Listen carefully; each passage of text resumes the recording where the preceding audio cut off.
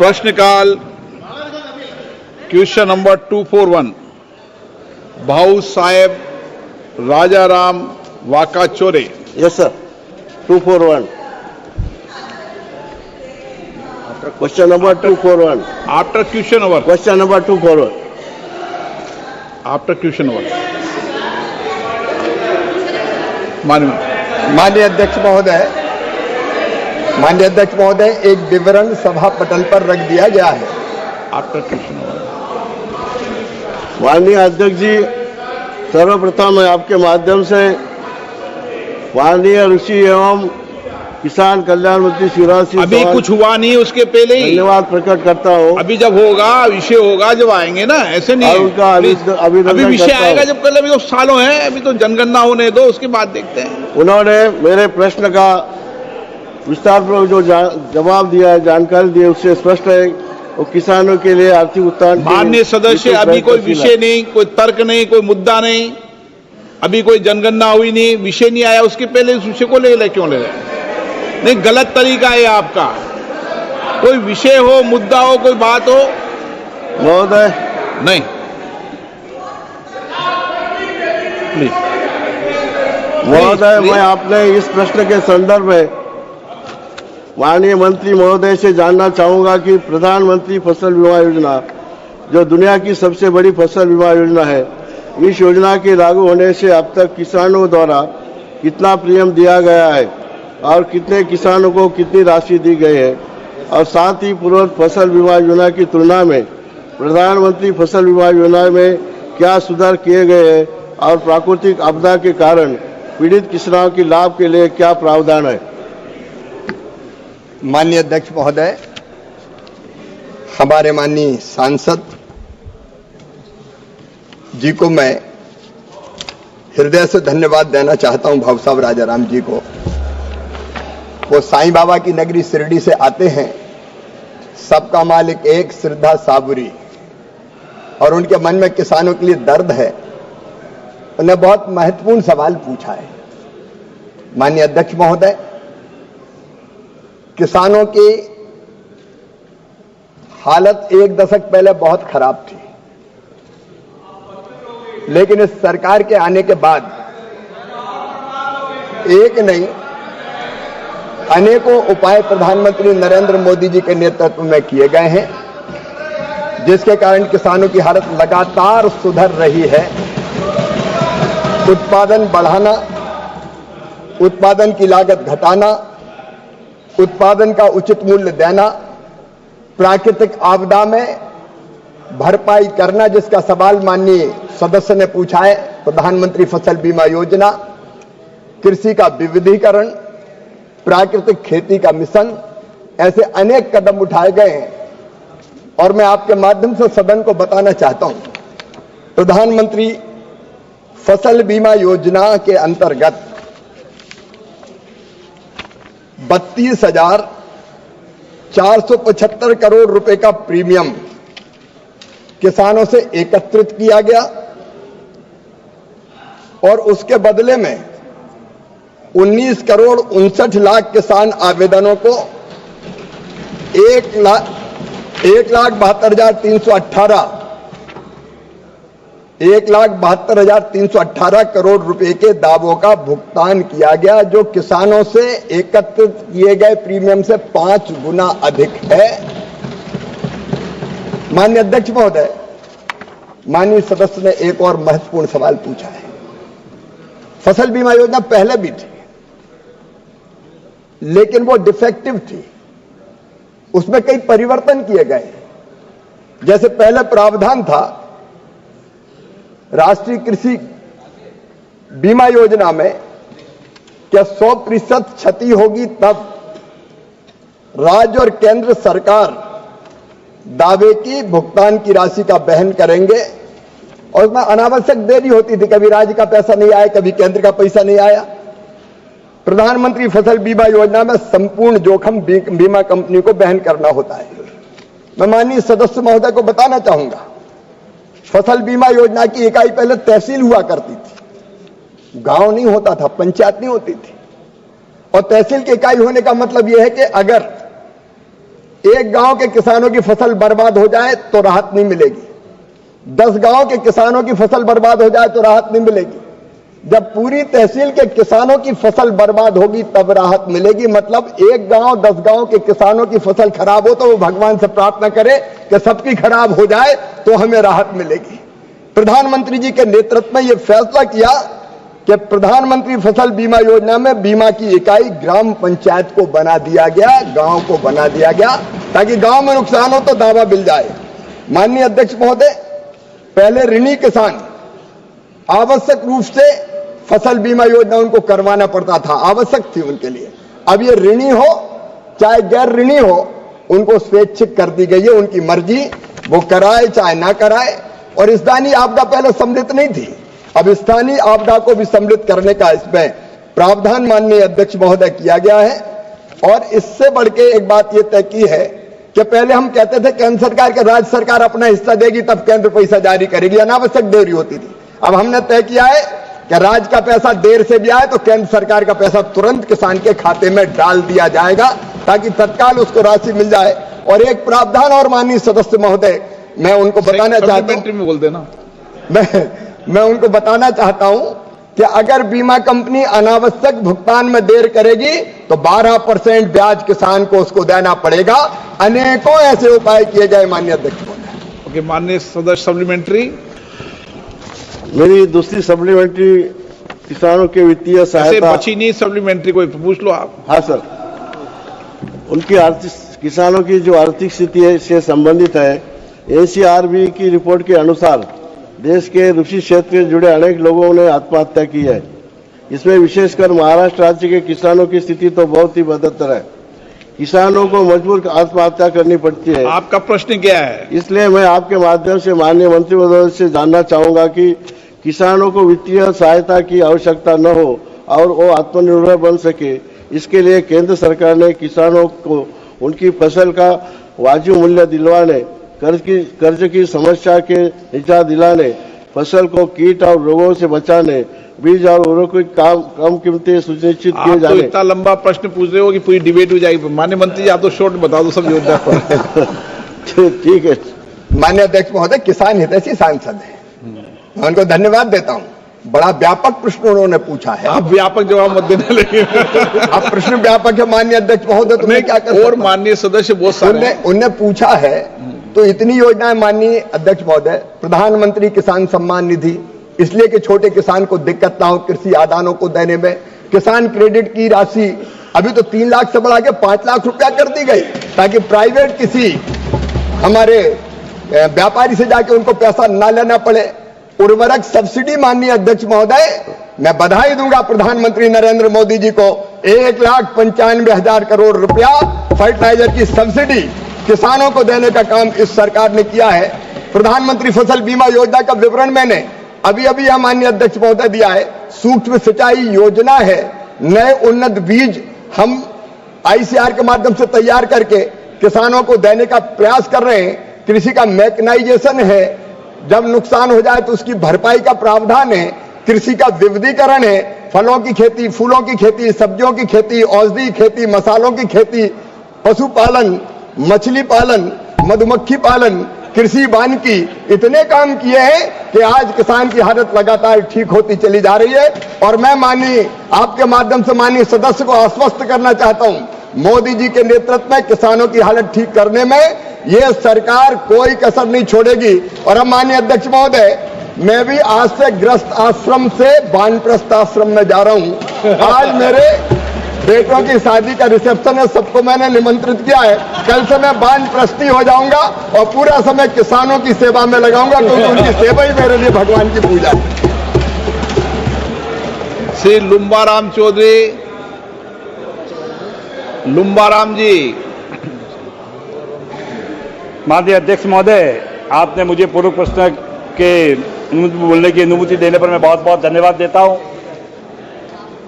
मैं माननीय प्रधानमंत्री महोदय नरेंद्र मोदी जी को बहुत बहुत धन्यवाद देता हूं कि आपने 1 जुलाई 2015 को प्रधानमंत्री सिंचाई योजना, प्रति बूंद अधिक फसल योजना लागू करके देश के किसानों को आय बढ़ाने का जो काम किया है, वह कम पानी वाले राज्यों को ड्रिप, स्प्रिंकलर और फवारा सिंचाई प्रभावी लागू करके किसानों को आय बढ़ाने के साथ साथ में पानी की बचत की है। उसके लिए माननीय प्रधानमंत्री महोदय, आदरणीय कृषि मंत्री महोदय, कृषि राज्य मंत्री को बहुत बहुत धन्यवाद देता हूं।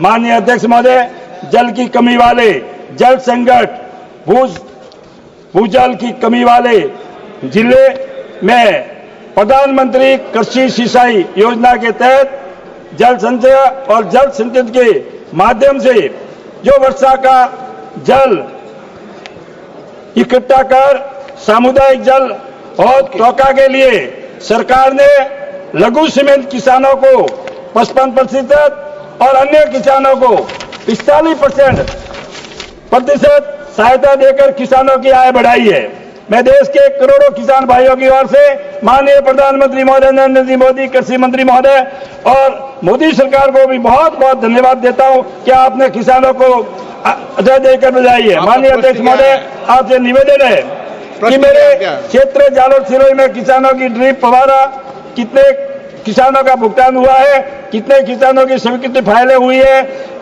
भुगतान बाकी है और कितने फाइलों जमा हुई है माननीय मंत्री महोदय कराने की और स्वीकृत हुई है, उसका बताने का कर्तव्य है। मैं एक बार पुनः मैं माननीय प्रधानमंत्री नरेंद्र मोदी जी को बहुत और मोदी सरकार को धन्यवाद देता हूं।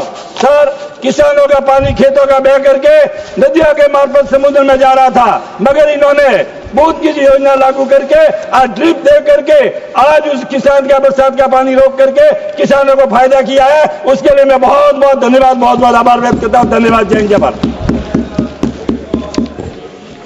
माननीय अध्यक्ष महोदय, उन्होंने तो धन्यवाद दिया है, मैं उनको हृदय से धन्यवाद देता हूं। जब नेता विजनरी होता है तो फिर पूरी व्यवस्थाएं बदलती है। प्रधानमंत्री जी ने सूखाग्रस्त या जल संकट जिन जिलों में था, जिन गांव में था, उस दर्द को पहचाना और उस दर्द को पहचान कर अनेकों उपाय किए। एक खेत का पानी खेत में, गांव का पानी गांव में, अनेकों जल संरचनाएं बनाने के अभियान चले। पिछले दिनों अमृत सरोवर 50,000 से ज्यादा अमृत सरोवर बनाए गए ताकि भूजल का स्तर ऊपर उठे। और माननीय अध्यक्ष महोदय, पर ड्रॉप मोर क्रॉप, हर एक पानी की बूंद का ठीक ढंग से उपयोग हो, इसके लिए सूक्ष्म सिंचाई योजना बनाई गई। और उसके कारण मुझे बताते हुए प्रसन्नता है माननीय अध्यक्ष महोदय, पर ड्रॉप मोर क्रॉप के अंतर्गत ये दो अभी लगभग 96,97,000 हेक्टेयर क्षेत्र को कवर किया गया है। और इसके कारण 70% पानी कम से कम बचता है माननीय अध्यक्ष महोदय, क्योंकि ड्रिप और स्प्रिंकलर से जब हम सिंचाई करते हैं तो नहरों की सिंचाई में या नालियां बना के जो पानी देते हैं उसमें पानी का अपव्यय बहुत होता है। ये पानी बचता है तो कम पानी में ज्यादा सिंचाई होती है। जैसा माननीय सदस्य महोदय कह रहे थे कि नदी जोड़ो रिवर लिंकिंग जैसी योजनाएं वो बनाई जा रही है। और इस योजना के अंतर्गत जो हमारे छोटे किसान हैं, सीमांत किसान और छोटे किसान, उनको 55% सब्सिडी दी जाती है कुल लागत की, और अन्य किसानों को 45% सब्सिडी दी जाती है। माननीय अध्यक्ष महोदय, इस योजना से छोटे लघु और सीमांत किसानों को भी काफी लाभ हो रहा है और पानी भी बचाया जा रहा है। माननीय सदस्य महोदय को मैं ये जानकारी दूंगा कि उनके क्षेत्र में कितने किसानों को इस योजना का लाभ दिया गया है। श्रीमती प्रियंका गांधी वाडा। Honorable Minister would be aware that under the original Vidarbha package, 3 districts of Kerala were included. These were Wayanad, Palakkad and Kasaragod. Would the Minister be pleased to state the achievements of this package in the 3 districts, whether the Ministry will be making a special review on Wayanad, keeping in mind the massive setbacks faced by farmers due to the disaster that they faced in 2024. Further, whether the Ministry is informed of the massive difficulties of the rubber farmers in Kerala and is considering inclusion of rubber in the MSP list. and whether the ministry has any plans regarding the volatility of spice prices. अध्यक्ष महोदय जी, मंत्री महोदय जी ने बहुत उल्लेख किया कि प्रधानमंत्री जी की किसानों की प्रति कितनी हमदर्दी है। प्रधानमंत्री जी खुद वायनाड गए थे, उन्होंने वहां का दुख, वहां की किसानों की पीड़ा खुद देखी। मैं उनसे आग्रह करना चाहती हूं आपके द्वारा कि केरला और वायनाड के किसानों के प्रति भी कुछ हमदर्दी दिखाएं। धन्यवाद। माननीय अध्यक्ष महोदय, किसान किसान हैं, चाहे वो केरल का हो चाहे वो कर्नाटक का हो, हम सब भारत मां के लाल हैं, भेदभाव का कोई सवाल नहीं है। मैं ये निवेदन करना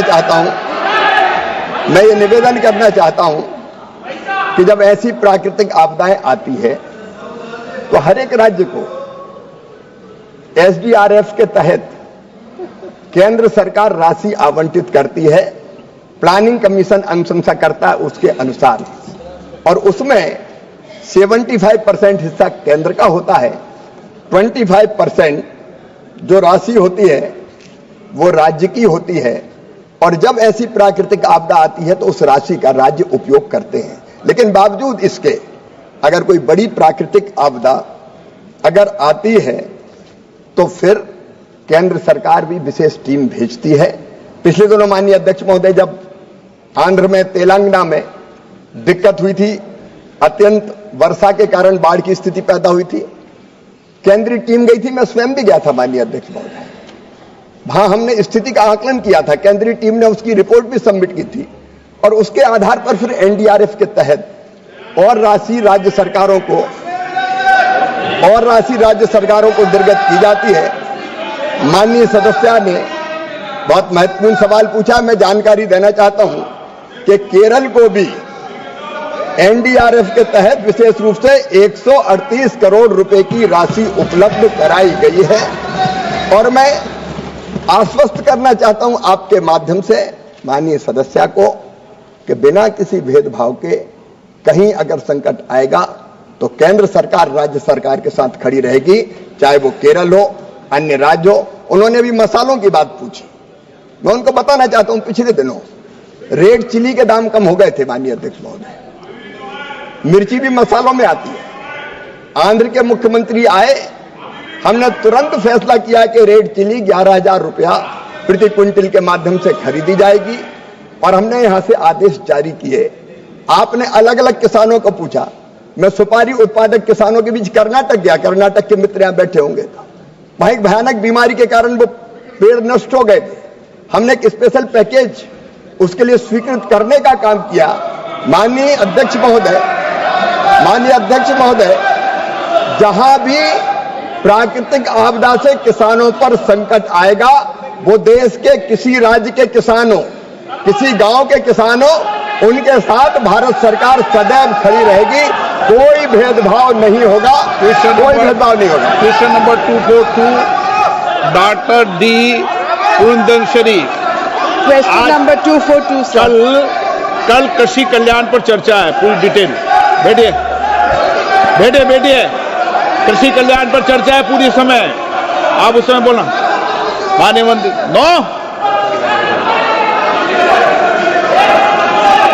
माननीय अध्यक्ष महोदय, विवरण सभा पटल पर। माननीय सदस्य।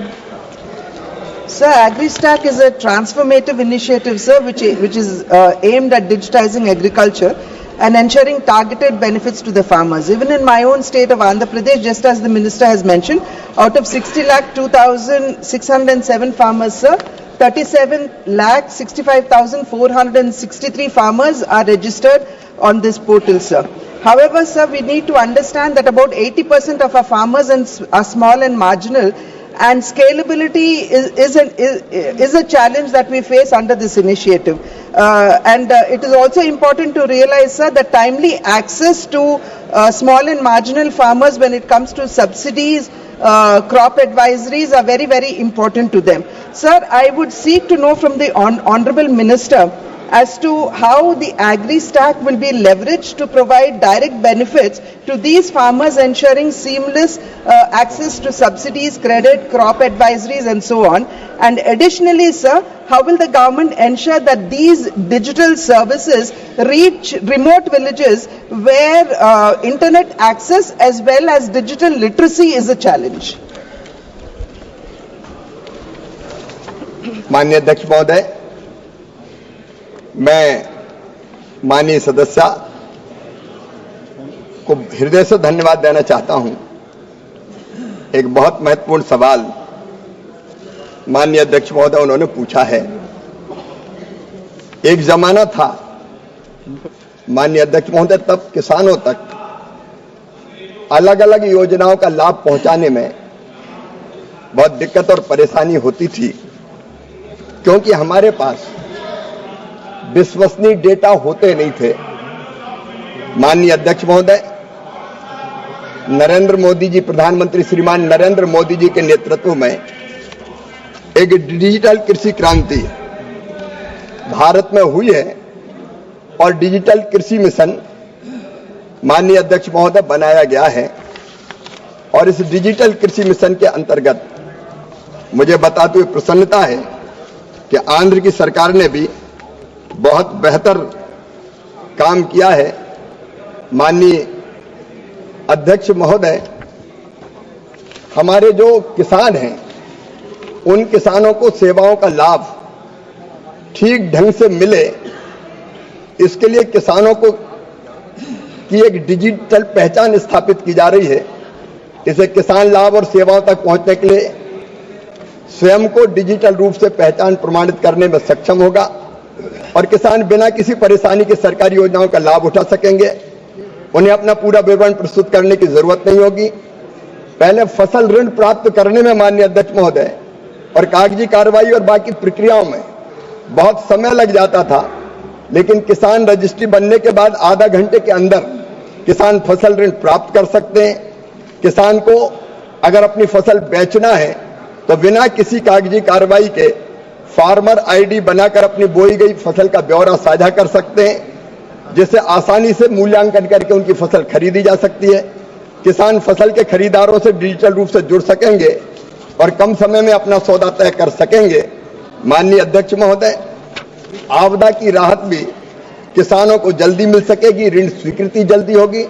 पहले ये सारे काम मैनुअल किए जाते थे राजस्व विभाग के कर्मचारियों के द्वारा, और कई बार पता ही नहीं चलता था पन्नालाल की जमीन कब धन्नालाल के नाम हो गई, या बैंकों से ऋण लेने के लिए लंबे चक्कर लगाने पड़ते थे। लेकिन ये प्रधानमंत्री जी का विजनरी दृष्टिकोण है, जिसके कारण अब ये किसान आईडी बनेगी और लगातार आंध्र प्रदेश में किसान आईडी बनाने के क्षेत्र में माननीय अध्यक्ष महोदय काम चल रहा है। जो दूर दराज के किसान हैं, छोटे किसान हैं जिनके पास सुविधा नहीं है, वो एफपीओज के माध्यम से, कृषि सखी के माध्यम से भी इन योजनाओं का फार्मर आईडी बनाने के लिए योगदान ले सकते हैं। और आंध्र प्रदेश की सरकार को मैं बधाई देना चाहूंगा कि फार्मर आईडी बनाने में उन्होंने बहुत अच्छा काम किया है और बचे हुए शेष किसानों को भी शीघ्र फार्मर आईडी उनकी बना दी जाएगी, इससे जोड़ दिया जाएगा। Honourable Member Supplementary.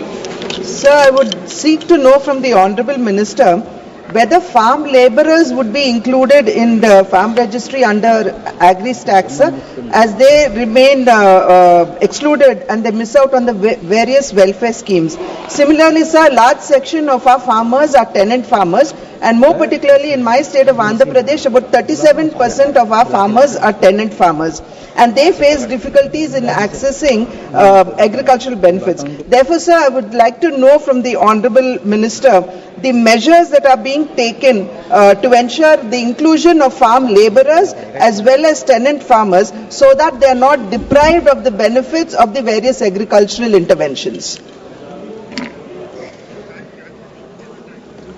माननीय अध्यक्ष महोदय, ये बहुत महत्वपूर्ण सवाल है। हमारे देश में कई किसान ऐसे हैं जो स्वयं खेती नहीं करते, पट्टों पर अपनी जमीन जो कृषि श्रमिक हैं या खेती करने वाले दूसरे साथी उनको दे देते हैं। और ये बात सच है कि ऐसे किसानों को कई बार शासकीय योजनाओं का लाभ नहीं मिल पाता, उनको खाद की जरूरत है, उनको बीज की जरूरत है, प्राकृतिक आपदा में नुकसान की भरपाई होना है, तो उनको इन चीजों का लाभ, योजनाओं का लाभ नहीं मिलता। मैं माननीय आपके माध्यम से माननीय सभापति महोदय, मैं विद्वान सदस्य को बताना चाहूंगा कि किसान रजिस्ट्री शुरू में तो भूमि मालिक किसानों के लिए शुरू की गई थी, उनको शामिल किया गया, लेकिन राज्यों को हमने आग्रह किया कि चरणबद्ध तरीके से इसमें बटाईदारों को, काश्तकारों को और मजदूरों को किसान रजिस्ट्री में वो शामिल करें, जिसका प्रावधान पहले से ही एग्री स्टैक में किया गया है। एक बार जब इन सभी किसानों के लिए किसान आईडी सक्रिय हो जाएगी तो विभिन्न लाभार्थी योजनाओं और सेवाओं के लिए उनकी पात्रता डिजिटल रूप से सक्षम हो जाएगी। माननीय सभापति महोदय, राज्य सरकार इसके लिए अपनी नीति बना सकती है कि वो बटाईदार और टेनेंट किसानों को भी शामिल करने का काम करेंगे, और केंद्र सरकार इसके लिए राज्य सरकारों को पूरा समर्थन देने के लिए प्रतिबद्ध है। हम राज्य सरकारों की पूरी मदद करेंगे। Allow Sri Krishna. I should thank the minister, sir, at the speed at which he has come forward and helped the chili farmers when they're in the dire straits, sir. And because of him, the prices have been stabilized, and he has very positively put the MSP at 11,700 rupees, sir. It's a very good move, sir. Thank you very much. And extending on the same question as my colleague has just asked, sir, initiatives like AgriStack and Farmer Digital Identities promise to uplift the land-owning farmers, but tenant farmers, either in cotton, chilies or paddy, they are the ones in Andhra Pradesh who cultivate almost 65 to 70% of the land, sir. So realizing this, our Honorable Chief Minister has pushed forward legislation so that they can be also empowered, sir. And myself, I have moved a private member's bill in that direction, sir. So in this context, I want to again ask you, sir, whether the government plans to integrate tenant farmers into the digital public infrastructure for the agriculture, sir. माननीय सभापति महोदय, जैसा मैंने पहले बताया कि tenant किसान या पट्टे पर जमीन लेकर काम करने वाले, खेती करने वाले किसान महत्वपूर्ण है, उनको कई योजनाओं का लाभ नहीं मिलता। राज्य सरकारों ने अपने अपने यहाँ अलग अलग नीतियां बनाई हैं, और राज्य सरकार की नीतियों के अनुसार केंद्र आवश्यकता पड़ने पर उनको सहायता करेगा। उन्होंने बहुत वाजिब सवाल पूछा, हम जरूर इस पर विचार करेंगे कि सभी शासकीय योजनाओं का लाभ केंद्र सरकार की टेनेंट किसानों को कैसे दिया जाए। राज्य सरकारों के साथ परामर्श करके, बातचीत करके हम इस दिशा में सार्थक कदम उठाने का प्रयत्न करेंगे। Srimati Mallika Devi. Sir, what are the type of complaints against the technical administrative process to make sure that the timely cards are given to the farmers? And if yes, what are the types of complaints and how are they being solved presently? Thank you.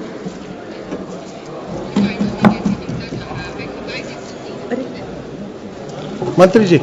माननीय सभापति महोदय, अभी इस तरह की शिकायतों की कोई जानकारी नहीं है। माननीय सदस्य ने ये सवाल उठाया तो जानकारी लेकर आवश्यक कार्रवाई करने का आवश्यक कार्रवाई करने का हम लोग प्रयत्न करेंगे। फार्मर आईडी बनाने के लिए अगर फार्मर आईडी के बारे में सवाल है तो राज्य सरकार 10 रुपया राज्य सरकार को केंद्र सरकार देती है, और किसानों के फार्मर आईडी बन जाए, कोई दिक्कत ना हो, इसके लिए शिविर लगाकर अगर फार्मर आईडी राज्य सरकार बनाना चाहे तो प्रति शिविर के लिए 15,000 रुपए की राशि भी हम आवंटित करने का काम करते हैं। पर्टिकुलर अगर कोई शिकायत मिलेगी तो उसको बहुत गंभीरता से हम देखेंगे। Question number 243. 43. सप्लीमेंट्री। माननीय सभापति जी, मैं माननीय मंत्री जी से पूछना चाहता हूं कि पीएम मित्र योजना से कैसे रोजगार मिलेगा? सभापति महोदय, हमारे आगे माननीय शिवराज जी बैठे हैं। ये टेस्ट मैच के प्लेयर हैं, तो मैं तो टेस्ट मैच का प्लेयर नहीं हूं, मैं 2020 का प्लेयर हूं।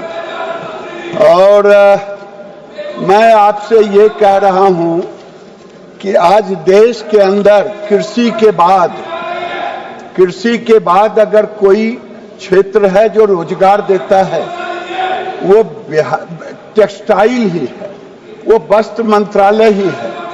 अभी 4.6 करोड़ का रोजगार है। भारत सरकार ने इसे 6 करोड़ से ऊपर ले जाने का 2030 का एक रोड मैप बनाया है।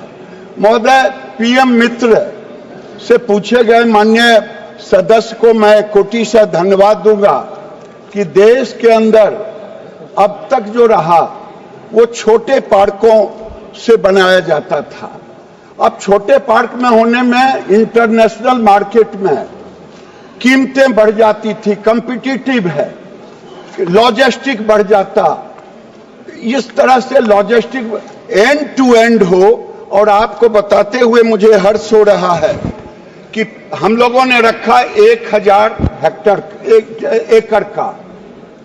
कई राज्यों ने उत्साह दिखा करके, मध्य प्रदेश के मुख्यमंत्री ने तो 2000 एकड़ से बड़ा पार्क लिया है और गुजरात में भी 1700 एकड़ का। इस तरह से हम लोगों ने 7 पार्क सुनिश्चित किया है। तेलंगाना में है, ये आपको तमिलनाडु में है, ये सभी राज्यों में मिलाकर के 7 पार्क हैं और इन पार्कों से रोजगार कम से कम 7 पार्क मिलाकर के 70,000 से 1 लाख करोड़ तक के बीच में इन्वेस्टमेंट आएगा और साथ में साथ 21 लाख प्रत्यक्ष और अप्रत्यक्ष रोजगार इसमें होंगे। क्योंकि टेक्सटाइल ही एक ऐसा सेक्टर है जहां हम 1 करोड़ रुपया इन्वेस्ट करते हैं तो 35 से 40 लोगों को रोजगार मिलता है और वो रोजगार होता है फाइबर से लेकर के गारमेंट तक। और गारमेंट एक ऐसा सेक्टर है जिसमें आप अधिक से अधिक रोजगार देने का अवसर है। और मैं मानता हूं कि ये रोजगार जो हम लोगों ने लिया है वो 21 लाख का रोजगार का लिया है। जब ये पूरे पार्क बन के तैयार होंगे, लॉजिस्टिक प्रॉब्लम सॉल्व होगा, एंड टू एंड होगा और ऐसी स्थिति में मैं आपको दावे के साथ कह रहा हूं जो हम लोगों ने लिया है वो बनेगा। Second supplementary. महोदय, अगर बिहार में पीएम मित्र पार्क नहीं है तो झंझारपुर सहित पूरे बिहार राज्य में वाल्मीकि नगर लेकर के कितने पार्क बनाने का माननीय मंत्री जी का योजनाएं हैं वो पूछना चाहता हूं। साथ साथ सदन के माध्यम से महोदय माननीय मंत्री जी से अनुरोध है कि मधुबनी जिला एक समय खादी उद्योग का हब हुआ करता था, लोगों के लिए रोजगार का एक मुख्य स्रोत था। आज भी मधुबनी जिला खादी वस्त्र के लिए बिहार सहित देश भर में प्रसिद्ध है। आग्रह है मधुबनी जिला में खादी उद्योग के विकास एवं विस्तार हेतु सरकार द्वारा जनहित में आवश्यक पहल की जाए। महोदय, रोटी हमारी सरकार देती है गरीब जनता को, मकान देती है सरकार को, लेकिन कपड़ा के मामले में माननीय इस सदन से माध्यम से महोदय मैं माननीय मंत्री जी से कहना चाहता हूं कि बिहार के लोगों को कपड़ा का कुछ ऐसा स्रोत बनाइए कि बेरोजगार को नौकरी मिलेगी, बाहर नहीं जाना पड़ेगा। बहुत बहुत धन्यवाद महोदय। बहुत अच्छा प्रश्न उन्होंने किया है। ठीक है, बिहार में पीएम मित्र पार्क नहीं हुआ, लेकिन बिहार में जो नीतीश कुमार जी के नेतृत्व में और माननीय नरेंद्र मोदी जी के दिशा निर्देशन में जो नीतियां चल रही है, बिहार की सरकार मुख्यमंत्री के नेतृत्व में जो खास करके टेक्सटाइल के सेक्टर में आपको जान करके खुशी होगी, जिस बिहार में फाइबर नहीं, कोई मिल नहीं, उसके बाद भी जो नीतियां बनी है, आज जब से ये सरकार तीसरी सरकार बनी है, मैं चंपारण जिसकी चर्चा माननीय सदस्य ने की, चंपारण एक ऐसा जगह है कि वहां पर एक क्लस्टर बना है, वहां पर एक बड़े पैमाने पर काम हो रहा है। आज जुलाई में भारत सरकार ने 100 से ऊपर इन्वेस्टर लेकर के बिहार के मंत्री के साथ एक इन्वेस्टर मीट भी किया, और इन्वेस्टर मीट में जिस मधुबनी जिला की बात माननीय सदस्य कर रहे हैं रामप्रीत जी, वहां भी प्रस्तावक गए, वहां 700 एकड़ उनको दिखाया गया है जमीन। माननीय मंत्री बिहार सरकार के साथ एक उन लोगों की मीटिंग भी हुई, और मीटिंग ही नहीं हुई बल्कि 500 करोड़ से ऊपर का दोनों में एक MOU भी हुआ। तो मैं मानता हूं कि आने वाले दिनों में बिहार, बेगूसराय, पूर्णिया, माननीय सदस्य पूर्णिया के सांसद हैं, पूर्णिया में भी टेक्सटाइल का माहौल बन रहा है। तो ये पूरे बिहार में जो नई नीतियां बनी है, डबल इंजन की सरकार है, इस सरकार को मिलकर के हम एक टेक्सटाइल का माहौल बनाने का काम भी करेंगे। कौशलेंद्र जी, कौशलेंद्र कुमार। सभापति महोदय, मैं बिहार के नालंदा जिला से आता हूँ। हेलो, अरे आप बैठ जाइए सर, हमको भी प्रश्न पूछने दीजिए भाई। सभापति महोदय, मैं बिहार के नालंदा संसदीय क्षेत्र से आता हूं। हमारे संसदीय क्षेत्र में स्वर्गीय कपिल देव प्रसाद जी 52 बूटी साड़ी, देश और विदेशों में उनकी पहचान थी। उनकी काश्तकारी के बदौलत भारत सरकार ने पद्म श्री अवार्ड से भी नवाजा था। मैं माननीय मंत्री जी से अनुरोध करूंगा कि आप बिहार में एनडीए की सरकार और दिल्ली में भी एनडीए की सरकार है, तो नालंदा सहित समस्तीपुर, चंपारण, पूर्णिया जो हस्तकरघा उद्योग था वो पूरी तरह से मृत हो गया है। मैं माननीय मंत्री जी से अनुरोध करूंगा, क्या इन लोगों को जो मृत है उसको आप चालू करने का कोई प्रस्ताव है, और माननीय हस्तकरघा उद्योग को पुनर्जीवित करने का माननीय मंत्री जी का कोई विचार रखते हैं? माननीय सदस्य कौशल जी, बहुत अच्छा प्रश्न किया है महोदय। हालांकि इस प्रश्न से वो जुड़ा हुआ नहीं है। मैं आपके माध्यम से सभापति महोदय, मैं बताना चाहूंगा उनको कि भारत सरकार की कई योजनाएं हैं जो हम हथकरघा लोगों को मदद करते हैं, उनको धागे देते हैं सब्सिडी पर, उनको ट्रेनिंग देते हैं, उनको हथकरघा भी देते हैं। तो आगे इनके ये जैसा फिर आगे होगा उस जिले में भी हम प्रयास करेंगे। अगर वहां बगल का जिला है नवादा, वहां भी हम दे रहे हैं। नालंदा में भी कोई होगा हथकरघा का जिसे उसे देना चाहिए सब्सिडी पर धागा, तो वो धागा हम उपलब्ध कराएंगे। तारिक अनवर जी। महोदय, मंत्री जी बिहार से संबंधित हैं और बिहार के बारे में काफ़ी लोग उत्सुक हैं। हमारे यहाँ एक कटिहार जूट मिल हुआ करता था, वो जब मोदी जी की सरकार आई तो वो जूट मिल बंद हो गया और वहाँ बड़े पैमाने पर बेरोजगारी हुई। तो मैंने पत्र भी लिखा है मंत्री जी को कि जूट पर आधारित पार्क, एक जूट पार्क बनाने की जरूरत है। और जूट हमारे क्षेत्र में किसानों का जो प्रमुख उत्पादन है वो जूट है, और आज वहाँ तमाम जूट मिलें बंद हो चुकी हैं और अब कोई लोग किसानों के पास कोई दूसरा मंत्री जी नहीं है। इसलिए मैं चाहूंगा कि वहाँ कटिहार में करीब 50 एकड़ से ज्यादा जमीन है, जूट पर आधारित एक पार्क बनाने की क्या मंत्री जी सोचेंगे, विचार करेंगे?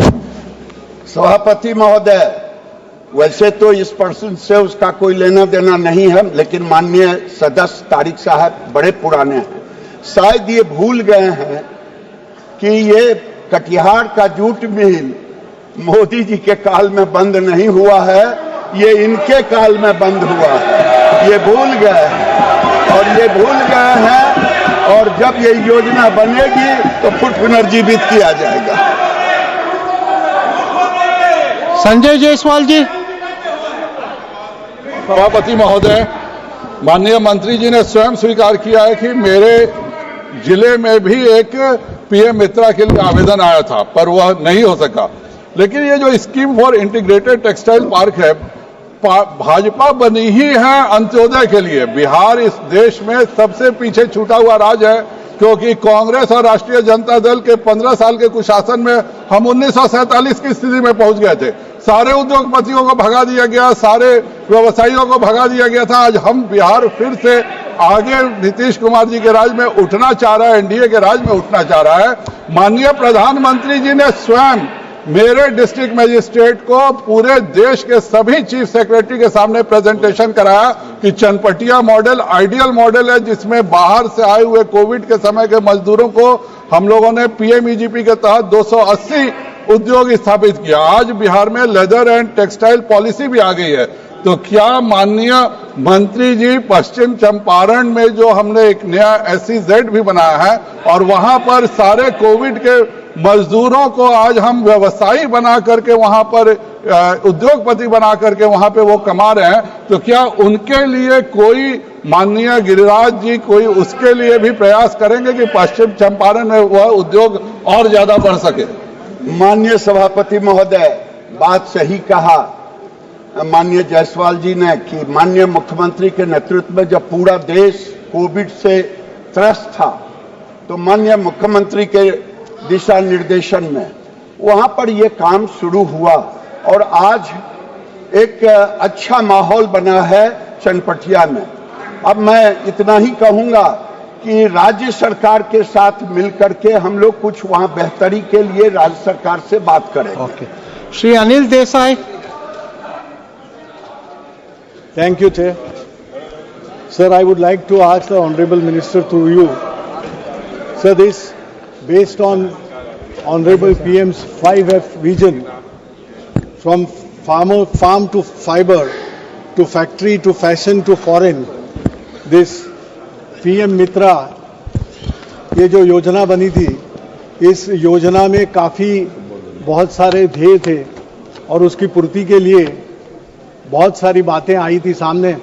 7 स्टेट्स सिलेक्ट हुए थे, उसमें महाराष्ट्र भी था। महाराष्ट्र के अमरावती में टेक्सटाइल पार्क PM मित्रा के तहत करना था। And the basic this thing was infrastructure development, enhancing the textile ecosystem, and the main aim was also to see that unemployment is addressed. 20 lakh jobs were to be created and 70 lakh 1,000 crores investment was to be attracted. I would like to माननीय सदस्य प्रश्नकाल महाराष्ट्र के अमरावती जिले में जो textile park है उसकी situation क्या है, क्योंकि वहां पे शुरुआत तो आपने की लेकिन वो उसी तरह से है जहां से शुरुआत हुई थी। तो महाराष्ट्र के लिए ये जो 10,000 करोड़ की इन्वेस्टमेंट आनी थी, what is the situation about that? Thank you. माननीय अध्यक्ष जी, माननीय अनिल जी ने बहुत महत्वपूर्ण प्रश्न किया है। मैं उनको बताना चाहूंगा कि 13 राज्यों ने 18 आवेदन दिए थे मित्रा पार्क के लिए। 7 उसमें चयनित हुई क्योंकि कैबिनेट से पहली बार मेगा टेक्सटाइल पार्क का निर्णय प्रधानमंत्री के नेतृत्व में लिया गया, क्योंकि देश और दुनिया से हम compete नहीं कर रहे थे। उसमें से 2 ब्राउन है, एक अमरावती और एक तेलंगाना का। ऐसी स्थिति में मैं आपसे इतना ही कहूंगा कि अमरावती में प्रधानमंत्री जी ने फाउंडेशन किया और 111 करोड़ का टेंडर हो गया है। और मैं पूरा सदन के सामने रखता हूं कि ये जो मेरे 7 के 7 पार्क हैं उसमें कई सारी चीजें हैं जिसे करना पड़ता है राज्य सरकार को। राज्य सरकार को ये एक तो जमीन के बाद फिर वहां सारी व्यवस्था करनी पड़ती है, बिजली पहुंचाना पड़ता है, पानी पहुंचाना पड़ता है, सड़क पहुंचाना पड़ता है, भूमि की उपलब्धता होती है, प्लग एंड प्ले का infrastructure, common processing house, works hostel, logistic park, warehousing park, medical सुविधा, प्रशिक्षण के लिए शॉपिंग कॉम्प्लेक्स और हॉस्टल की सुविधाएं। मैं इतना ही कहूंगा, अनिल जी को आश्वस्त करूंगा कि ये 21 से 28 तक का योजना है और इस योजना को हम समयबद्ध पूरा करेंगे। मणिकम जी शॉर्ट में एक सेकंड, चलिए Manik sir please. Sir, thank you, sir. Sir, Virudhunagar district is an aspirational district. Virudhunagar as MSME, it's a MSME district, as well as from the fireworks and match industries are there, and printing and textile industries are there. Virudhunagar got a PM Mitra Park, but undue delay in development plan approval of the SIPCAT before SPV, which is headed by the Secretary of Textile, Government of India is there. When it will be approved, can the Honorable Minister will give a timeline for the approval, and we can assure the House about the approval part also. Thank you. महोदय, माननीय सदस्य ने जो पूछा है, मैं उनको बताना चाहूंगा कि वहां के इंडस्ट्री मिनिस्टर आए थे, उन्होंने जो कहा कि हमें ही इस पार्क को पूरा करने का सरकार को दे दें, वहां का जो इंडस्ट्रियल डेवलपमेंट अथॉरिटी है जो भी है, तो हमने उसकी अनुमति दे दी है, एसपीबी बन गया है, सारे काम हो रहे हैं, दे दिया। क्वेश्चन नंबर 244 सेक्रेटरी थोड़े यहां जवाब। सुनील तटकरे, माननीय 4 ऑनरेबल मेंबर।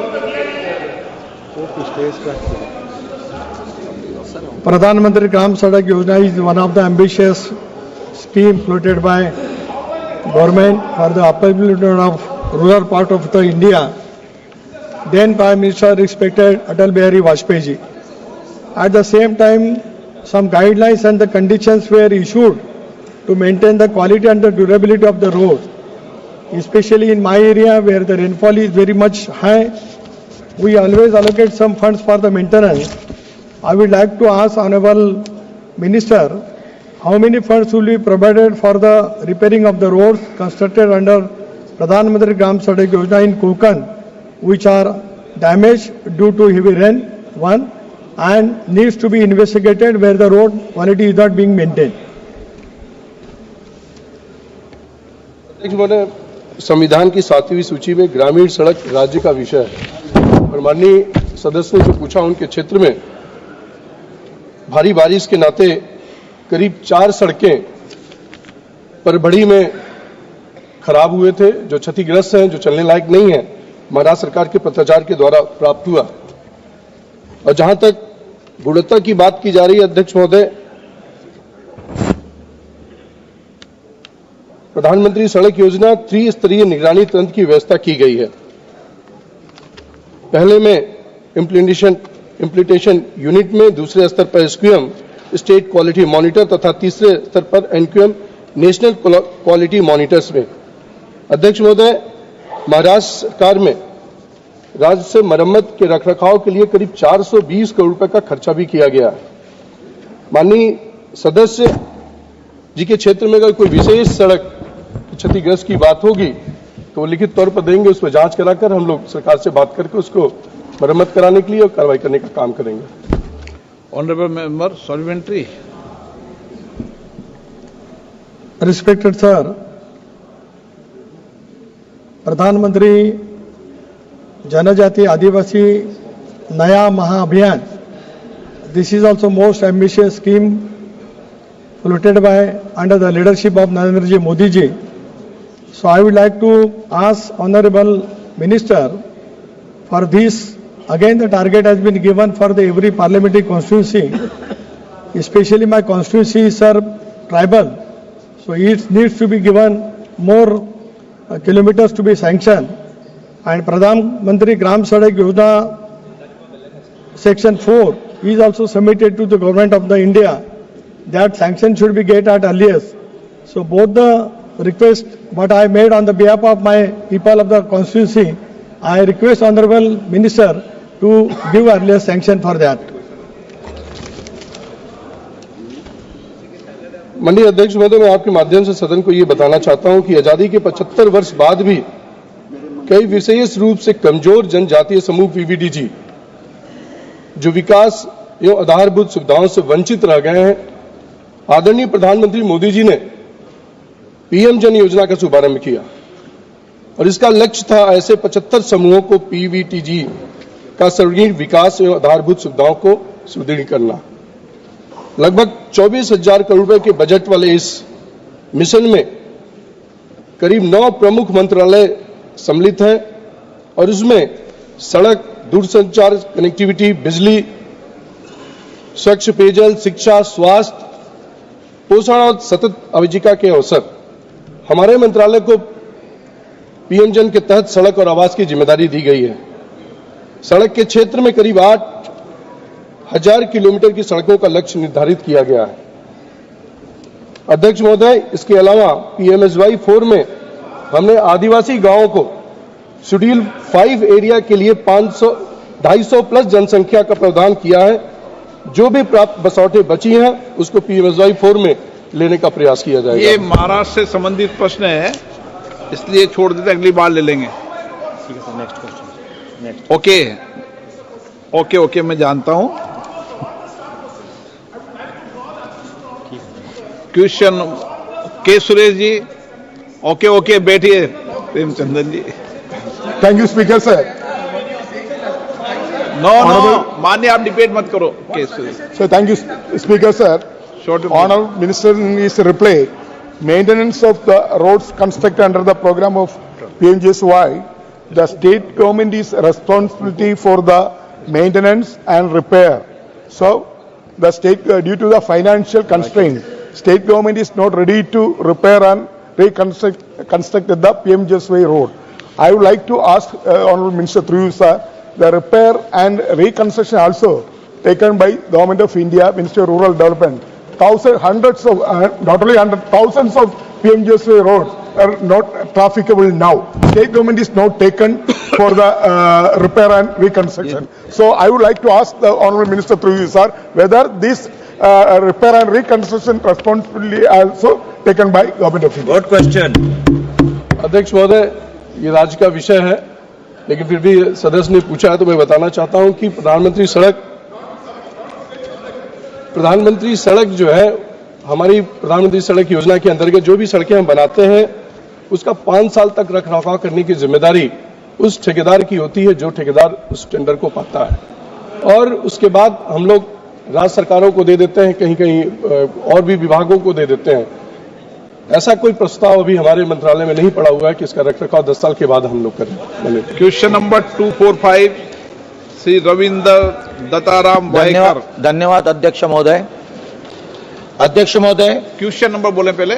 245 अध्यक्ष पटल पे धन्यवाद अध्यक्ष महोदय। मैं सरकार और मंत्री जी का धन्यवाद देता हूं। उन्होंने 50 में से 12 टेक्सटाइल पार्क और एक PM मित्र पार्क महाराष्ट्र को दिया है। अध्यक्ष महोदय, महाराष्ट्र में 1982 में हमारे यहाँ एक टेक्सटाइल हब होता था, गिरन गांव बोला जाता था। उसमें स्ट्राइक हुआ, संप हो गया और वहां के मजदूर बेरोजगार हो गए। उसके माध्यम से मेरा प्रश्न है, मैं आपके माध्यम से माननीय मंत्री जी से ये जानना चाहता हूं कि मुंबई जो देश के वस्त्र उद्योग का एक महत्वपूर्ण केंद्र था, वहां scheme for integrated textile park यानी SITP के तहत पिछले 5 वर्षों में कुल कितने टेक्सटाइल पार्क स्वीकृत किए गए हैं, जिसके अतिरिक्त मुंबई और MMR रीजन में स्थित पुरानी मिलों, बुनाई इकाइयों और अन्य पारंपरिक कपड़ा व्यवसाय को पुनर्जीवित करने के लिए सरकार द्वारा अब तक क्या ठोस कदम उठाए गए हैं? अध्यक्ष महोदय, माननीय सदस्य को धन्यवाद दूंगा। वैसे तो मैं 50 के 50 पार्क का सूची उसमें उत्तर में डाल दिया हूं, लेकिन ये बताना चाहूंगा कि ये मोदी जी को धन्यवाद मैं देता हूं कि ये पार्क 2005 से शुरू हुआ और 2005 से शुरू हुआ और उस समय अध्यक्ष महोदय 98 पार्क को इन्होंने आवेदन लिया और अंत में आते आते 50 पार्क बचा। और जब से भारत सरकार नरेंद्र मोदी जी के नेतृत्व में है, हमने उसमें से 10 साल में 8 पार्क को पूरा कर दिया और 5 पार्क को इस बार हमने 34 करोड़ रुपया उसके किस्त को दिया है और 7 लोगों ने मांगा था, 7 में से 5 को हमने देने का काम किया। Okay, supplementary. अध्यक्ष महोदय, मैंने मुंबई के बारे में कहा था, जो मेल मजदूर बेरोजगार हो गए थे उसके बारे में कहे। आपका समय कम है। मैं सप्लीमेंट्री दूसरा प्रश्न पूछना चाहता हूं कि भारत सरकार द्वारा वस्त्र उद्योग के लिए लागू की प्रोडक्शन लिंक इंसेंटिव योजना में रुपए 300 करोड़ के विवेश और 600 करोड़ के न्यूनतम टर्नओवर की शर्तें हैं, मध्यम एवं लघु उद्योग के लिए चुनौतीपूर्ण साबित हो रही है, जिससे वे इस सरकारी योजना का लाभ उठाने में संघर्ष कर रहे हैं। मैं माननीय मंत्री से जानना चाहता हूं कि पीपीपी मॉडल को बढ़ावा देने के लिए क्या सरकार इन शर्तों को संशोधित करके ये लिमिट कम करने पर विचार करेगी, ताकि अधिक से अधिक पीएलआई योजना का लाभ उठा सके, और क्या सरकार ऐसे छोटे उद्योगों के लिए क्लस्टर आधारित टेक्सटाइल पार्क स्थापित करने की कोई योजना का विचार कर रही है क्या? महोदय, ऐसे तो इनका प्रश्न उससे जुड़ा हुआ नहीं है, लेकिन माननीय सदस्य ने पूछा है तो बता देना उचित होगा। ये नेशनल टेक्सटाइल मिशन जो टेक्निकल टेक्सटाइल है, ये भारत के अंदर नहीं था। नरेंद्र मोदी जी के आने के बाद एक मिशन के रूप में लिया गया और 3 बिलियन से ऊपर हम एक्सपोर्ट कर चुके हैं। और माननीय नरेंद्र मोदी जी के नेतृत्व में हमने टेक्निकल टेक्सटाइल एंटिटी मिशन लिया, उसमें पीआईएल लिया, और पीआईएल में हमने 1000 करोड़ रखा है। 1400 करोड़, 1000 नहीं 1400 करोड़, ठीक है। 1400 करोड़ अभी रखा है, 10,000 करोड़ का है टोटल। ठीक है। श्री राजेश वर्मा। धन्यवाद अध्यक्ष महोदय।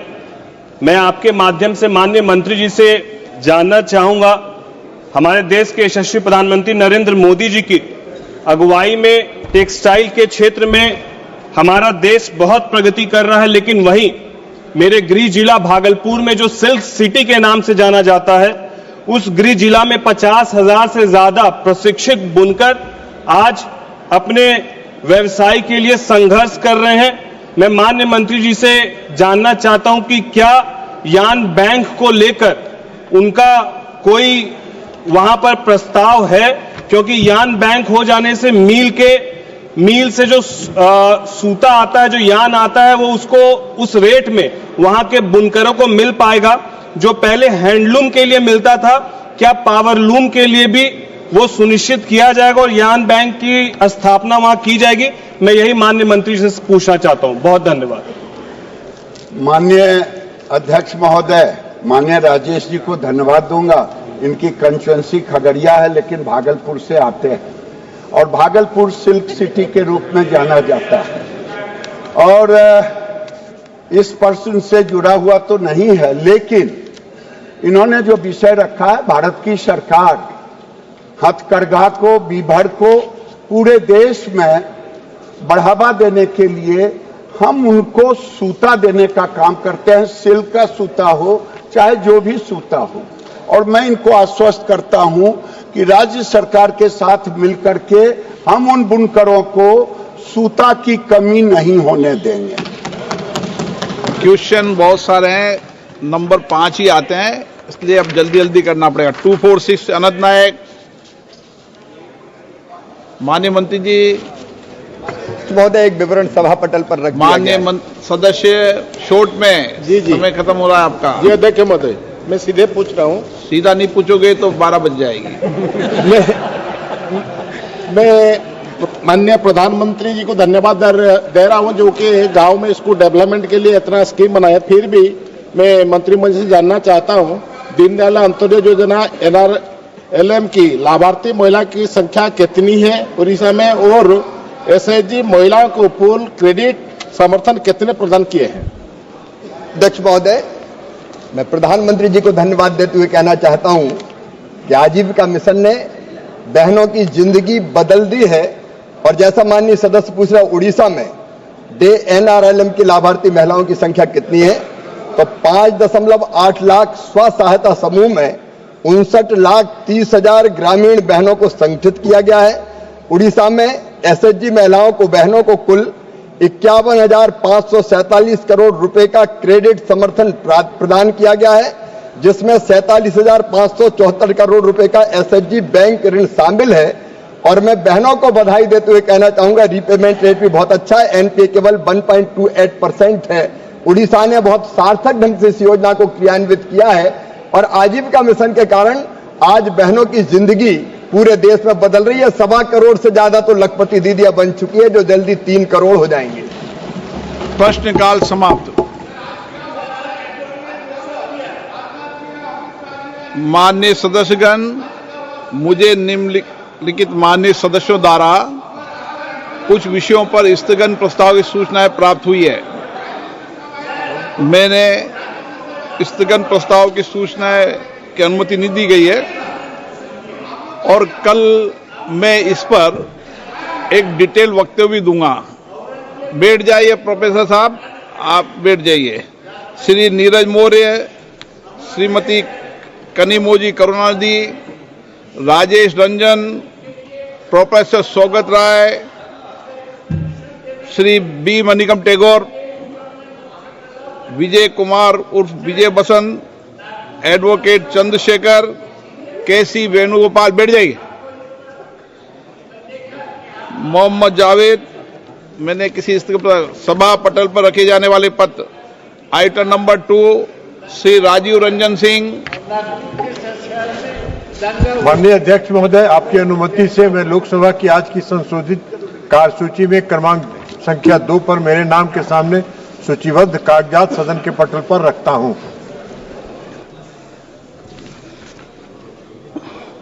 सभा पटल पर रखे जाने वाले पत्र। Item number 3, doctor Virendra Kumar ji. सभापति महोदय जी, आपकी अनुमति से मैं आज की संशोधित कार्यसूची में क्रम संख्या 3 पर मेरे नाम के सम्मुख अंकित कागज सभा पटल पर रखता हूं। धन्यवाद। Item number 4, Shri Jitendra Prasad ji. Respected sir, with your kind permission, I rise to lay on the table of the House the papers mentioned against my name at serial number 4 in the revised list of business. Item number 5, Shri Ramnath Thakur ji. महोदय, मैं आपकी अनुमति से आज की पुनरीक्षित कार्यसूची में क्रम संख्या 5 पर अपने नाम के समक्ष दर्ज पत्र पर सभा पटल पर रखता हूं। Item number 6, Shri Nityanand Rai ji. की पुनरीक्षित कार्यसूची के क्रमांक संख्या 6 पे मेरे नाम के सम्मुख उल्लेखित दस्तावेज सभा पटल पर रखता हूं। Item number 7, doctor P Chandrashekhar ji. Sir, I do hereby lay the Hindi and English version of the document mentioned before my name at serial number 7 in today's Item revised number list of 8, business. Thank you. Shri SP Singh Baghel ji. Permission, I rise to lay the papers listed against my name at the serial number 8 in the today's revised list of business of Lok Sabha. Item number 8, 9, Shri BL Verma ji. अध्यक्ष महोदय, मैं आपकी अनुमति से आज लोकसभा की संशोधित कार्यसूची में क्रम संख्या 9 पर अपने नाम के सम्मुख अंकित प्रवर्तन सभा पटल रखता हूं। Item number 10, Shri Bandi Sanjay Kumar ji. माननीय अध्यक्ष, मैं क्रम संख्या 10 पर मेरे नाम के सम्मुख लिखित दस्तावेज सभा पटल पर रखता हूं। आइटम नंबर 11, श्री भागीरथ चौधरी जी। माननीय अध्यक्ष महोदय जी, मैं आपकी अनुमति से आज की लोकसभा की संशोधित कार्य सूची में क्रम संख्या 11 पर मेरे नाम के समक्ष दर्शाए गए पत्र सदन के सभा पटल पर रखता हूं। Item number 12, Shri Bhupathi Raju Varma. पूरा नाम यही है ना आपका? Srinivas Bhupathi Raju Varma. I lay on the table of the House papers pertaining to Ministry of Heavy Industries listed against my name at serial number 12 in the revised list of business for today, the 18th March 2025. Thank you.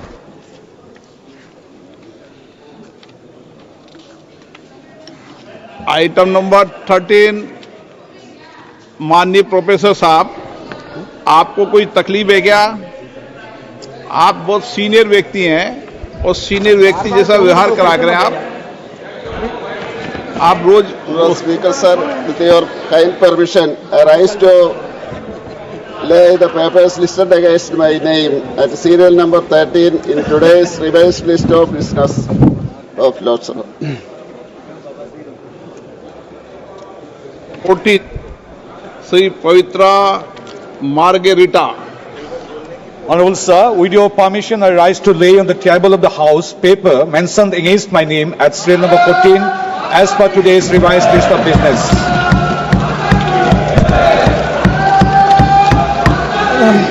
माननीय सदस्यों, आज नियम 37 के अधीन मामलों को उठाने की अनुमति प्रदान की गई है। वे अपना मामलों के अनुपूरक पाठ की बैठ जाए अपनी सीट पे बैठ जाए अनुपूरक पाठ की तुरंत व्यक्तिगत रूप से सदन के पटल पर रख सकते हैं 15 मिनट में। और माननीय सदस्य प्रयास ये करें कि माननीय सदस्य प्लीज मैं माननीय प्रधानमंत्री जी से आग्रह करूंगा कि वह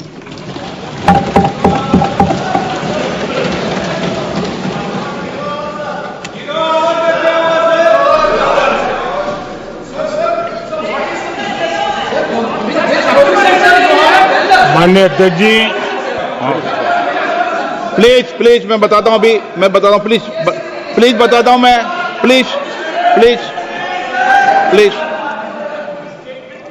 माननीय अध्यक्ष जी, माननीय अध्यक्ष जी, मैं प्रयागराज में हुए महाकुंभ पर वक्तव्य देने के लिए उपस्थित हुआ हूं।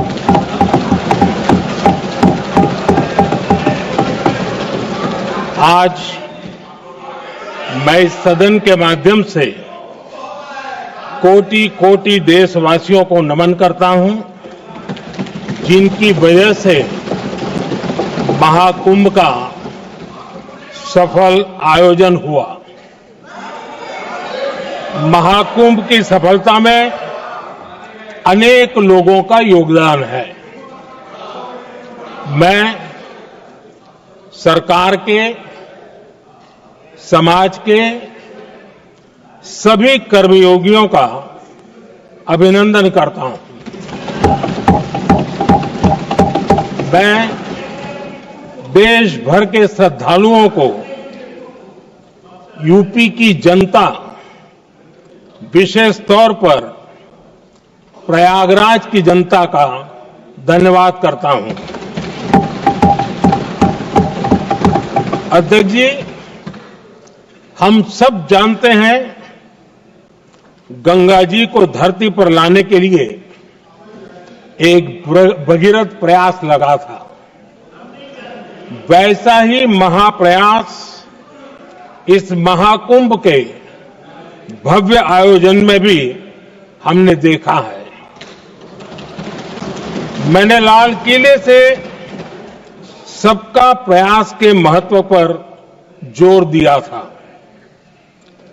पूरे विश्व ने महाकुंभ के रूप में भारत के विराट स्वरूप के दर्शन किए। सबका प्रयास का यही साक्षात स्वरूप है। ये जनता जनार्दन के संकल्पों के लिए, जनता जनार्दन की श्रद्धा से प्रेरित महाकुंभ था। आदरणीय अध्यक्ष जी, महाकुंभ में हमने हमारी राष्ट्रीय चेतना के जागरण के विराट दर्शन किए हैं। ये जो राष्ट्रीय चेतना है, ये जो राष्ट्र को नए संकल्पों की तरफ ले जाती है, ये नए संकल्पों की सिद्धि के लिए प्रेरित करती है। महाकुंभ ने उन शंकाओं आशंकाओं को भी उचित जवाब दिया है जो हमारे सामर्थ्य को लेकर कुछ लोगों के मन में रहती है। अध्यक्ष जी, पिछले वर्ष अयोध्या के राम मंदिर प्राण प्रतिष्ठा समारोह में हम सभी ने ये महसूस किया था कि कैसे देश अगले 1000 वर्षों के लिए तैयार हो रहा है। इसके ठीक 1 साल बाद महाकुंभ के इस आयोजन ने हम सभी के इस विचार को और दृढ़ किया है। देश की ये सामूहिक चेतना देश का सामर्थ्य बताती है। किसी भी राष्ट्र के जीवन में, मानव जीवन के इतिहास में भी अनेक ऐसे मोड़ आते हैं जो सदियों के लिए, आने वाली पीढ़ियों के लिए उदाहरण बन जाते हैं। हमारे देश के इतिहास में भी ऐसे पल आए हैं जिन्होंने देश को नई दिशा दी, देश को झकझोर कर जागृत कर दिया। जैसे भक्ति आंदोलन के कालखंड में हमने देखा कैसे देश के कोने कोने में आध्यात्मिक चेतना उभरी। स्वामी विवेकानंद जी ने शिकागो में 1 सदी पहले जो भाषण दिया, वो भारत की आध्यात्मिक चेतना का जयघोष था। उसने भारतीयों के आत्मसम्मान को जगा दिया था। हमारी आजादी के आंदोलन में भी अनेक ऐसे पड़ाव आए हैं। 1857 का स्वातंत्र संग्राम हो, वीर भगत सिंह की शहादत का समय हो, नेताजी सुभाष बाबू का दिल्ली चलो का जयघोष हो, गांधी जी का दांडी मार्च हो, ऐसे ही पड़ावों से प्रेरणा पाकर भारत ने आजादी हासिल की। मैं प्रयागराज महाकुंभ को भी ऐसे ही एक अहम पड़ाव के रूप में देखता हूं, जिसमें जागरूक होते हुए देश का प्रतिबिंब नजर आता है। अध्यक्ष जी, हमने करीब 1.5 महीने तक भारत में महाकुंभ का उत्साह देखा, उमंग को अनुभव किया।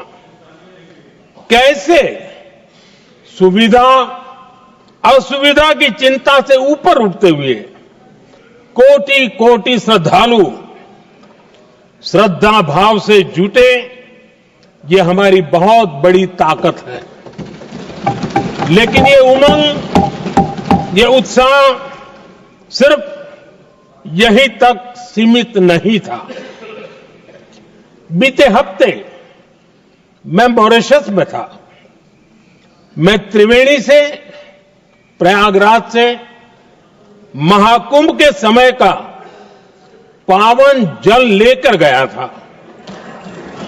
जब उस पवित्र जल को मॉरिशस के गंगा तालाब में अर्पित किया गया, तो वहां जो श्रद्धा का, आस्था का, उत्सव का माहौल था, वो देखते ही बनता था।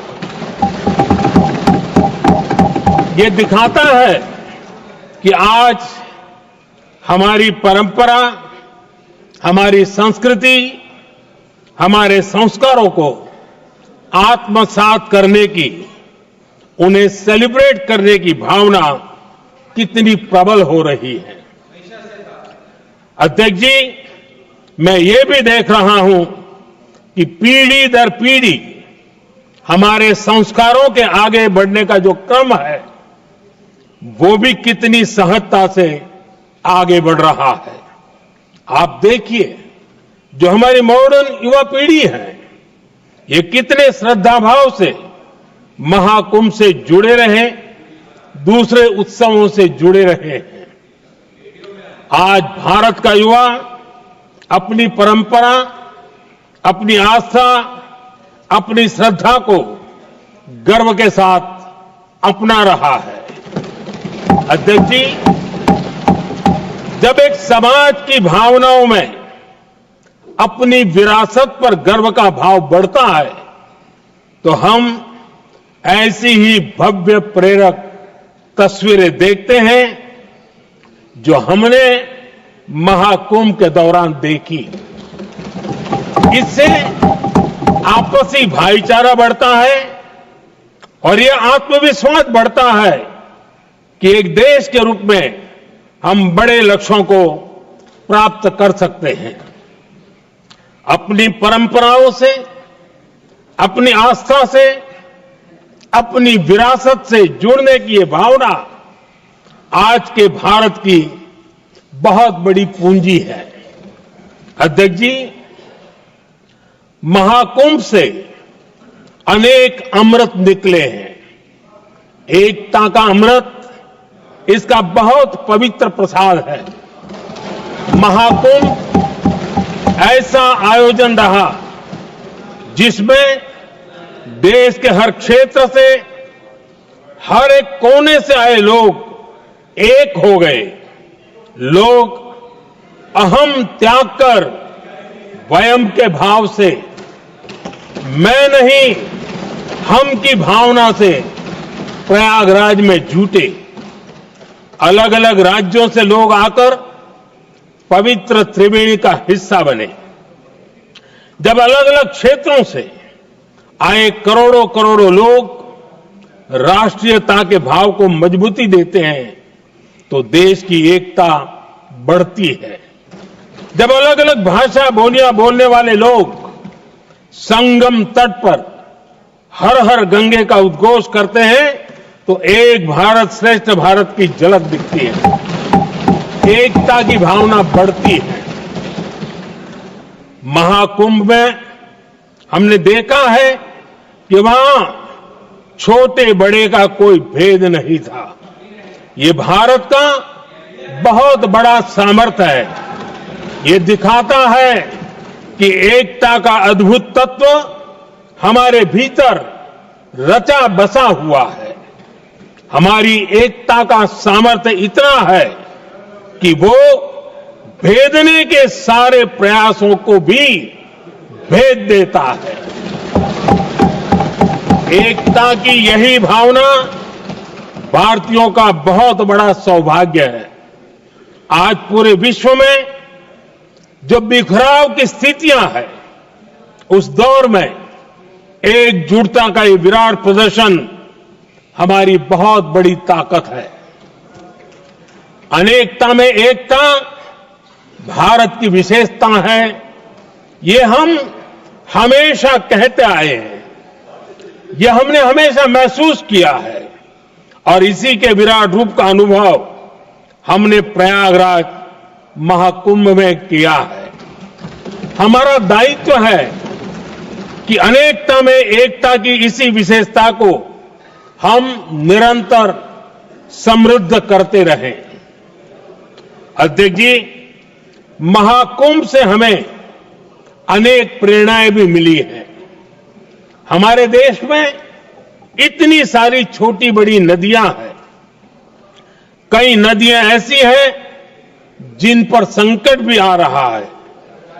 कुंभ से प्रेरणा लेते हुए हमें नदी उत्सव की परंपरा को नया विस्तार देना होगा। इस बारे में हमें जरूर सोचना चाहिए। इससे वर्तमान पीढ़ी को पानी का महत्व समझ आएगा, नदियों की साफ सफाई को बल मिलेगा, नदियों की रक्षा होगी।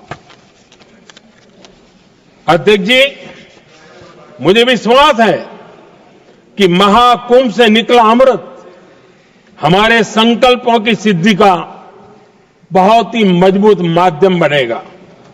मैं एक बार फिर महाकुंभ के आयोजन से जुड़े प्रत्येक व्यक्ति की सराहना करता हूं। देश के सभी श्रद्धालुओं को नमन करता हूं। सदन की तरफ से अपनी शुभकामनाएं देता हूं।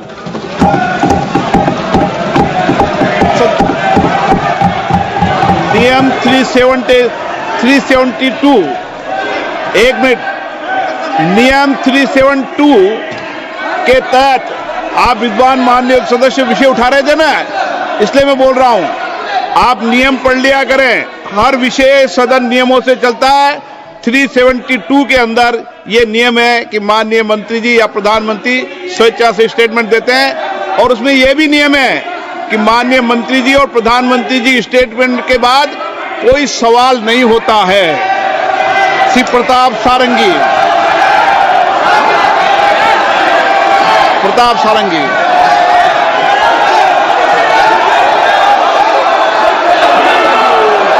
हर हर महादेव। प्रताप सारंगी बोलिए। प्रताप सारंगी जी।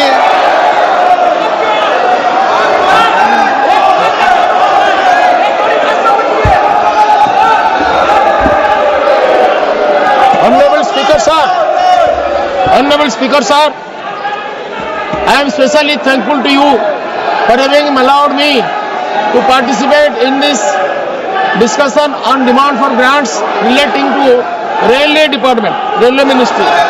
Indian Rail is the glorious symbol of our national pride and unity. It's a symbol of our national integration. It connects the nation from east to west and north to south. This is the cheapest and most comfortable mode of travel and transport. Under the सदन नियमों से चलता है। जब नियमों में परिवर्तन करने हैं तो प्रश्नकाल of our Rail Minister Shri Ashwini Vaishnav ji, it is marching ahead with great speed from different angles. This is a revolutionary budget. This is a budget with a great vision and resolve to transform the entire railway system. Development of Railway Ministry over the next 4-5 years shall be to the tune of 4.6 trillion rupees. A very bold and ambitious development program. Expansion of the infrastructure is very strong. This budget is an inspiring document which promotes confidence and commitment, hope and aspiration, dream and potentiality. I have to thank three persons. First, our Honorable Visionary Prime Minister under whose able guidance and leadership, our nation in general and Indian Railways in particular has reached such heights of development which any nation can be proud of. Second, our Finance Minister, whose prudence is preparing this budget, deserves special praise. Third, our Honorable Rail Minister Shri Vaishnav ji, who has worked tirelessly and put his life and soul for the transformation of our railway mechanism and translate the vision of our Honorable Prime Minister into action in greater public interest. Sir, the vision is quite clear. 50 Namo Bharat trains, 100 Amrit Bharat trains, 200 Vande Bharat trains, 7.45 billion passengers and special train services, installation of Kavach on 10,000 locomotives and 15,000 kilometers on the railway now is going on. Around 17,500 general coaches will be added to the railway inventory going forward. Sir, Bharat Gaurav tourist trains are our pride. Now 1,400 general coaches, new coaches will be built, have been completed, which will address the problems of general class passengers. 100% electrification by the end of this financial year is a great pride for us. Sir, these new trains and modern coaches will go a long way in serving the low and middle class people. This year's budget proposes infrastructure development projects of railways to the order of 4,60,000 crore rupees. Sir, 1,16,000 crore rupees for the ensuring the safety of Indian Railways through various projects. High-speed trains with 250 kilometers by 2047 will be a reality. Sir, decentralization of power, master policy for robust dispute redressal and grievance redressal mechanism has been introduced. Construction of ROBs and RUBs during 24 was encouraging. Elimination of 718 manned LCs and construction of ROBs and RUBs up to 1024 this year is a inspiring factor. Gati Shakti multimodal cargo terminals are being developed to attach investment for industries.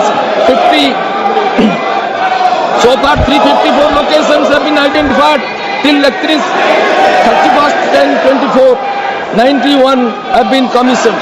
The Union government's budget for the year 2025 and 26 was allocated rupees 2.65 lakh crore.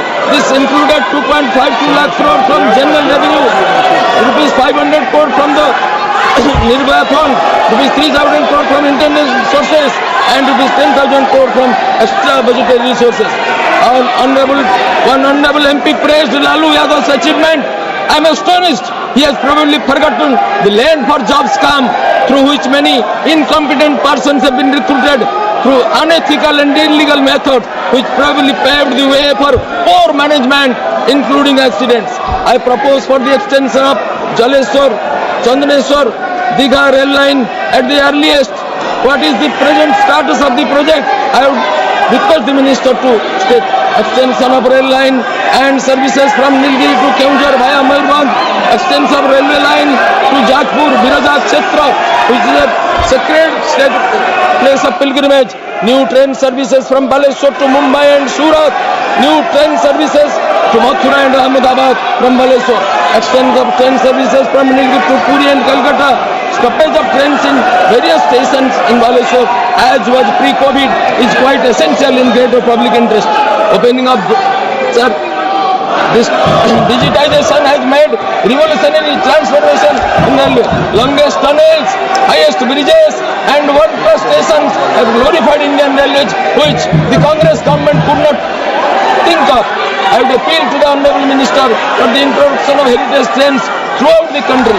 I am thankful especially to the Honorable Minister for running a passenger train to my village Nilgiri. I urge upon the Minister to please expedite the development work of Baleshwar. Sir, subsidies have been given to every passenger at 46% for every decade. Besides that, for old senior citizens and Divyanga people, higher subsidies are also given. Sir, this is a revolutionary budget, and this budget has a vision to bring our country to as an advanced country, as a Viksit Bharat in 2047. With this great vision, this budget is being introduced in our parliament. I support this budget and I urge upon all the members to support this budget. With this I conclude. Namaskar.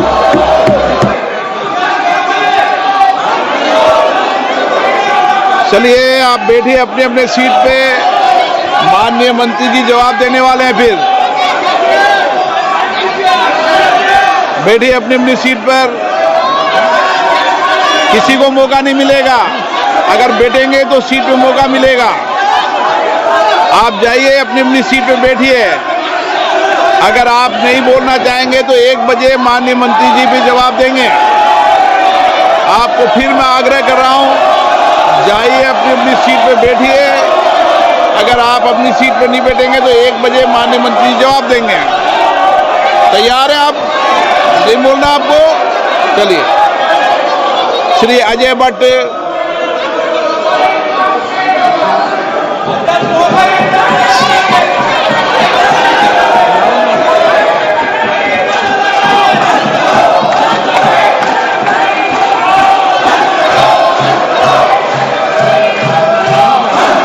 अध्यक्ष जी, मैं बहुत आभारी हूं कि मुझे आपने बहुत ही महत्वपूर्ण रेलवे बजट पर बोलने का मौका दिया है।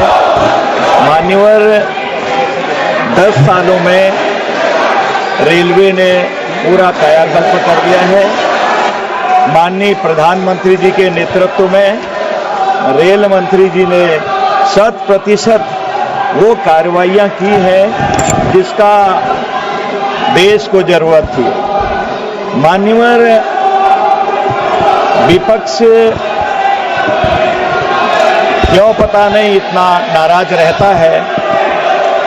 आज नहीं 5 साल पहले और इस समय लगातार जिस किस्म से व्यवहार है वो किसी के लिए भी अच्छा नहीं है और पूरा दुनिया देख रही है और पूरी तरह से देश देख रहे हैं कि विपक्ष के हालात क्या है। अगर आप सीट पर बैठेंगे, मैं इसमें इतना ही कहना चाहता हूं का मौका दूंगा। अगर आप सीट पर नहीं अंधेरों की साजिशें 1 बजे माननीय मंत्री जी जवाब देंगे। आप अपनी सीट पर बैठिए। आप अपनी सीट पर बैठिए। नहीं बैठना चाहते?